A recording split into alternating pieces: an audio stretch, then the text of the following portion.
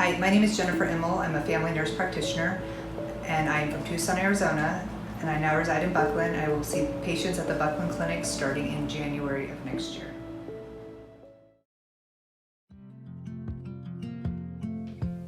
Hi there, I'm Dr. Luna. I've been here at Mineola going on 33 years now. Grew up in western Kansas, and I'm a western Kansas boy.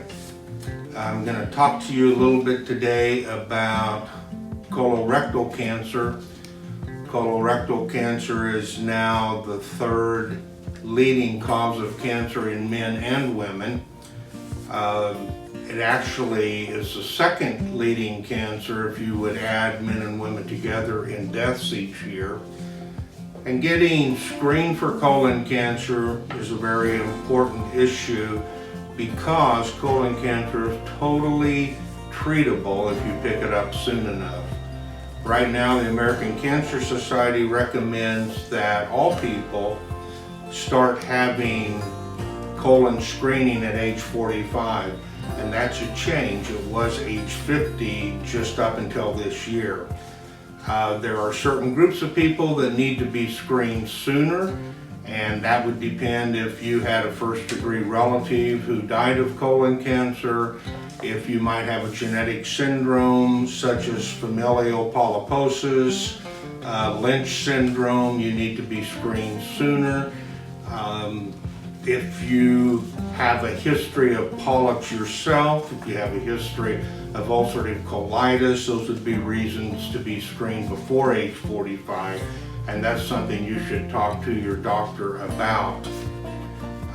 Colon cancer, once it grows within your system, can cause a number of symptoms which include bleeding, feeling of being constipated, and inability to empty your bowels, weight loss, fatigue. However, probably 50% of colorectal cancer is asymptomatic when it's found. Risk factors for colorectal cancer include obesity, sedentary lifestyle, genetic issues as we just talked about, smoking, alcohol drinking to excess. Those are probably the most common risk factors right now for colorectal cancer. And how do we screen? The gold standard right now would be colonoscopy. That's doing a scope and looking up in the colon. That requires being hospitalized as an outpatient. It requires a prep, but we recommend that again after the age of 45, and you may need to have that sooner depending on other risk factors you may have. Other types of screening include doing stool studies for blood. That will tell you if somebody's bleeding, but it doesn't always tell you, or it never tells you the reason why, and that has to be further looked into. And you can have colon cancer and can have negative blood in your stool. You've probably seen on TV the new Cologuard, which is the little man in a box that gets sent to your home, and you can check your stools using Cologuard. That actually is a DNA study that looks for changes within polyps in your system. That is not 100% accurate. That's considered a screening tool, and if you have a positive Cologuard, you need to have colonoscopy.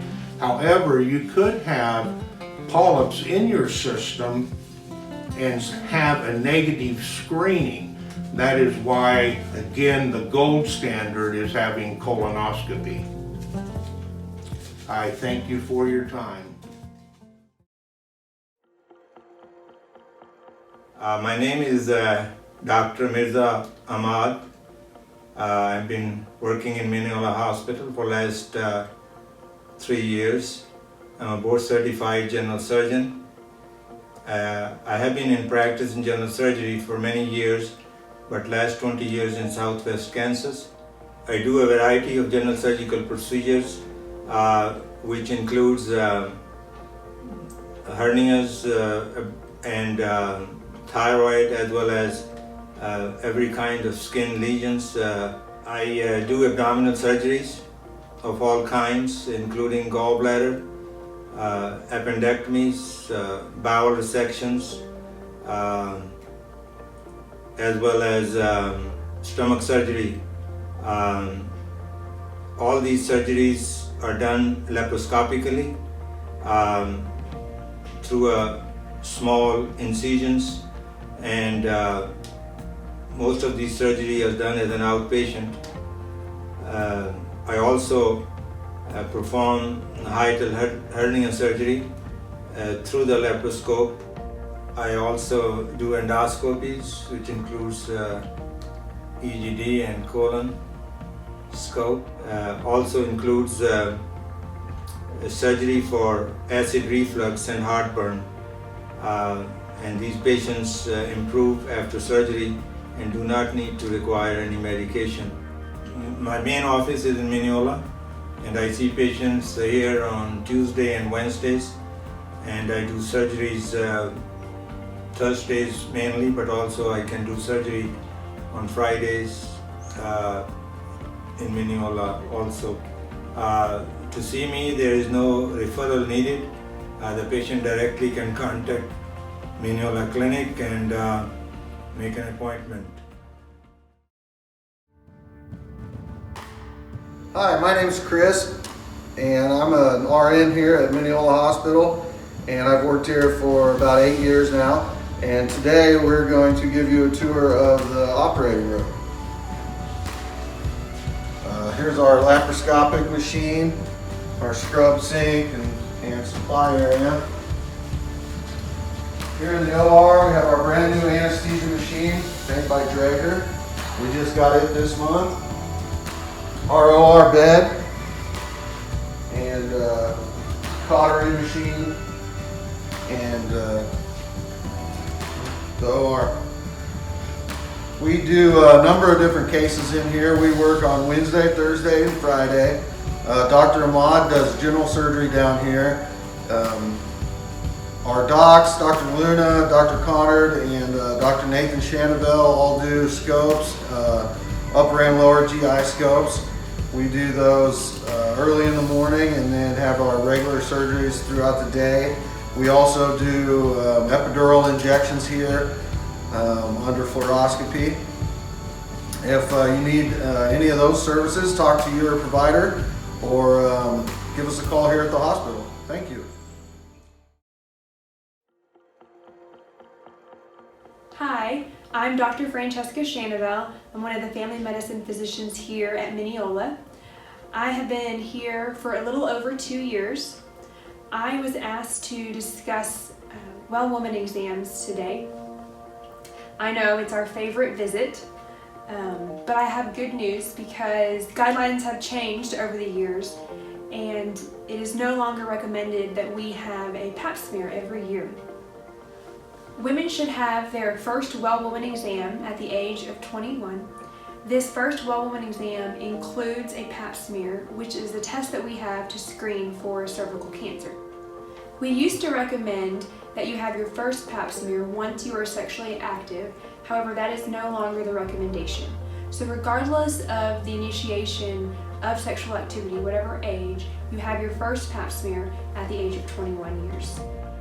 From the age of 21 to 29, it is recommended that you have a pap smear every 3 years.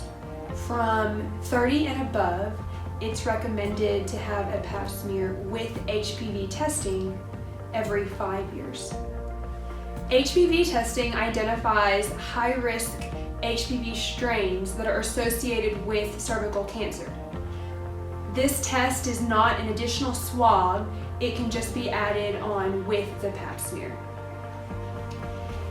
In addition, it used to be recommended that we had a pelvic exam every year, but this guideline changed a few years ago as well, and so it's no longer recommended to have a pelvic exam done every year, unless you have symptoms or concerns. Now, just because we no longer have to have a pap smear or pelvic exam every year does not mean that you don't need a well woman exam every year. It is still recommended that you have a well woman visit every year. And the reason for that is to discuss the other preventative screenings that other providers have discussed here tonight, such as breast cancer screening, colonoscopies, skin cancer, and DEXA scans or bone density scans. So if you have not had your well woman exam this year, I look forward to seeing you soon.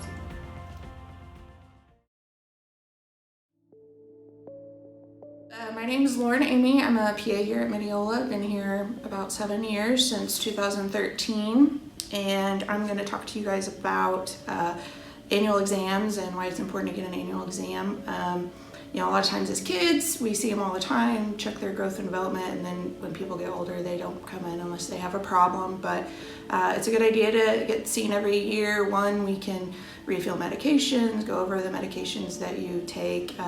We can determine if you're at risk for any kind of diseases like diabetes or heart disease, or at higher risk for cancers.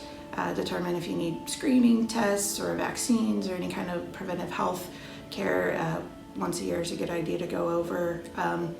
Women can usually do that kind of stuff at a well woman exam and talk about if you need mammograms or pap smears, bone density scans, colonoscopies, and then Medicare patients, you can actually do this at no charge once a year under a Medicare annual wellness visit, and that's what it's designed to do, is figure out, do you need any kind of preventive health, and if we check lab, we might find something we didn't even know was there. So it's a good idea just to get checked out once a year and make sure you're healthy and don't need anything else. So.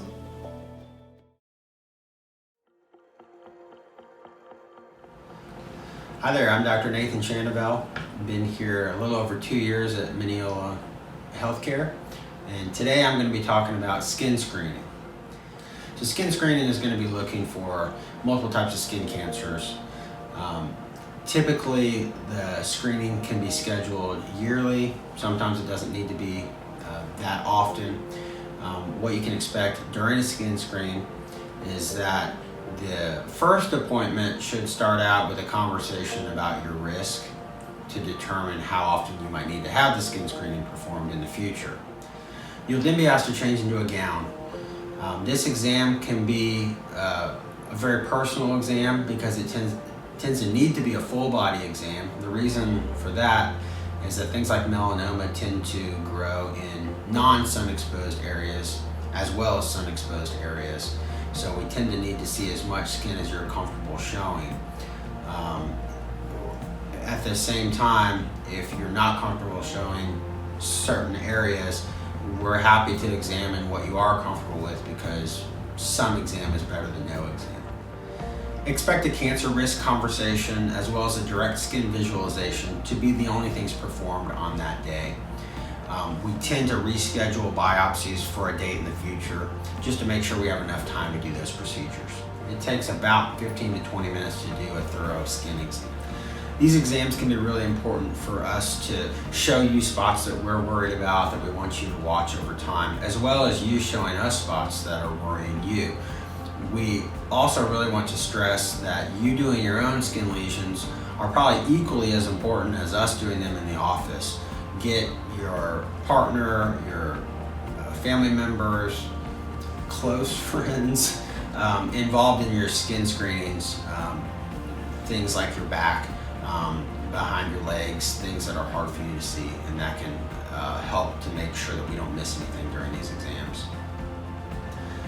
Melanomas tend to be the most aggressive forms of skin cancer, which is one of the main reasons we do these screenings. Depending on how high your risk is for melanoma, we may screen you more frequently. I wanted to go over some of the higher risk criteria so that you guys are aware if you fit into any of these when determining if you need a skin screening. I've got a list because it's a little bit long. Personal history of skin cancer, family history of melanoma, more than 5 atypical or dysplastic moles after biopsy, multiple blistering sunburns, more than 25 to 50 moles, light skin with freckles and red or blonde hair, history of indoor tanning, and all men greater than 50. Lastly, let me talk about biopsies. They tend to be pretty painless. The numbing medicine feels like a bee sting, and that's about the only pain you should feel. We can either shave the lesion, punch the lesion out, or sometimes we have to remove the entire lesion with an excision. But those things can all be done very easily in the office. If you have any more questions, feel free to contact our office, and we'd love to talk with you about it. Thanks.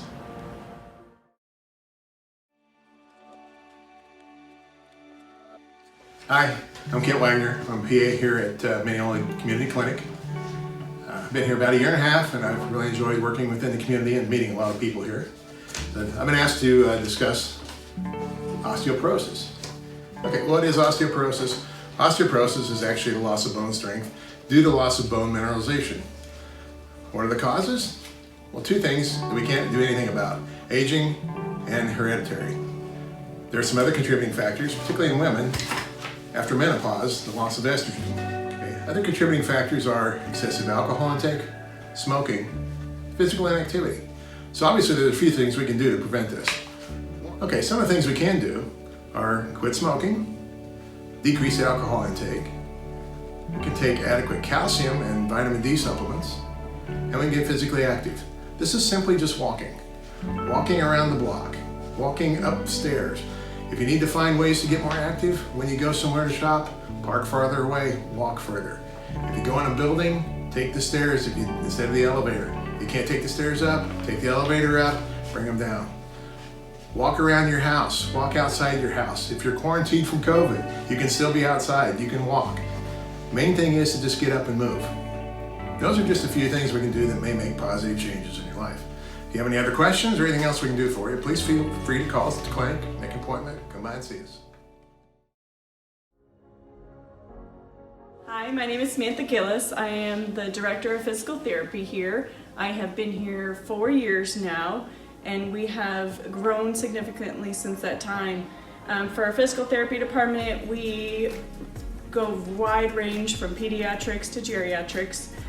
We work with a lot of sports medicine, we work with orthopedic care after you've had surgery or to prepare you for your surgery. We work with neurological conditions after you've had a head injury or a stroke. We work with a lot of patients to regain their function after they've had a fall, or they just, with everything going on with COVID, if you've gotten weak, we pick some of these people up and get their strength back so they can be as independent as possible. If you have any questions, we are available. We are here Monday through Friday, typically 8 to 5, but we can adjust our hours to meet the needs of you. We also have started cardiac rehab here in the last year, and we do cardiac monitoring, so as you exercise, we are monitoring your heart rate the whole time, and we work with your provider to make sure you're reaching your goals. So again, if you have any questions, please call the hospital and set up an appointment, and we would be happy to help you.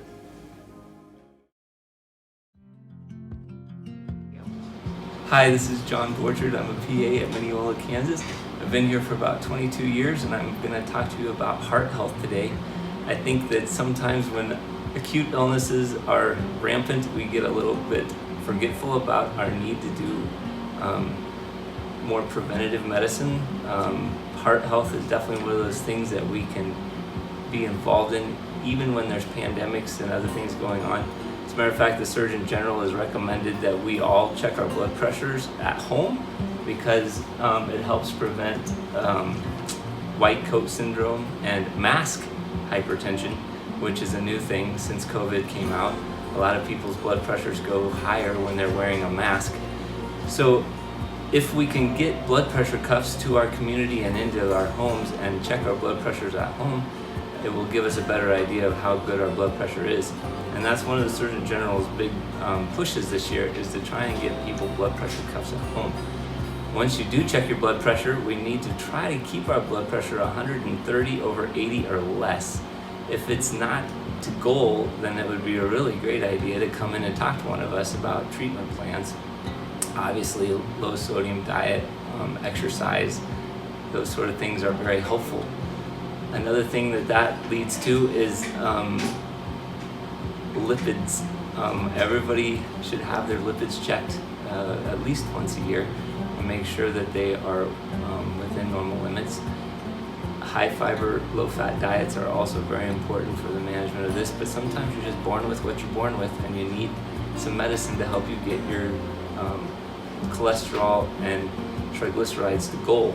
That's another place where we would be happy to help you guys out. If you need anything else, please don't hesitate to call us. We can do 24-hour Holter monitors here. We can do EKGs. We have a cardiologist who comes once a month.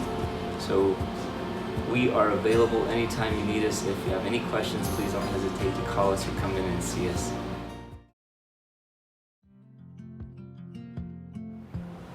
Hi, my name is Sean Connard. I'm a doctor here at Mineola District Hospital.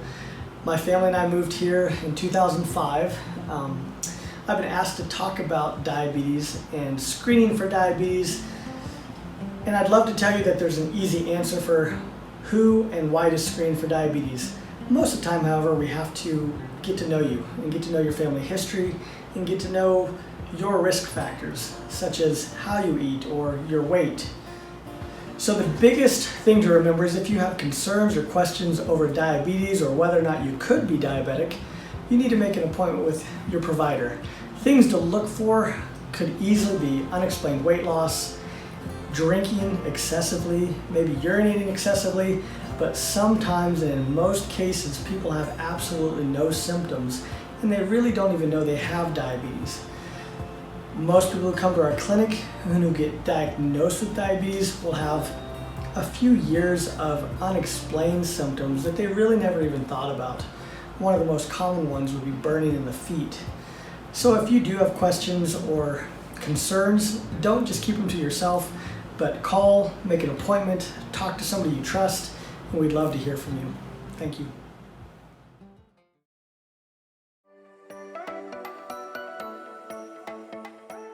It is recommended that you have a pap smear.